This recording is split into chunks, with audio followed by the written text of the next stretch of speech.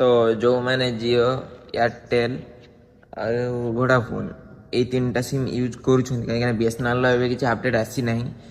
ଜିଓ ଏୟାରଟେଲ୍ ଆଉ ଆମର ଭିଆଇ ଏଇ ତିନିଟା ସିମ୍ ଯେଉଁମାନେ ୟୁଜ୍ କରୁଛନ୍ତି ତ ଜାଣିକି ରଖନ୍ତୁ ଡିସେମ୍ବର 1 ପାଖରୁ ସବୁର 10ରୁ 15% ରିଚାର୍ଜ ବଢ଼ିବା ପାଇଁ ଯାଉଛି, ଯେଉଁଟାକି 199 ଆପଣଙ୍କୁ ପଡ଼ିଯାଉଥିଲା ସେଇଟା ମେ ବି 229 ପଡ଼ିପାରେ ୟା 222 ପଡ଼ିପାରେ। ଠିକ୍ ଅଛି, ଯେଉଁଟା 899 ଦିନର ରିଚାର୍ଜ କରୁଥିଲେ ସେଇଟା ଏବେ ବଢ଼ିଯାଇକି 1069 ମେ ବି ପଡ଼ୁଛି।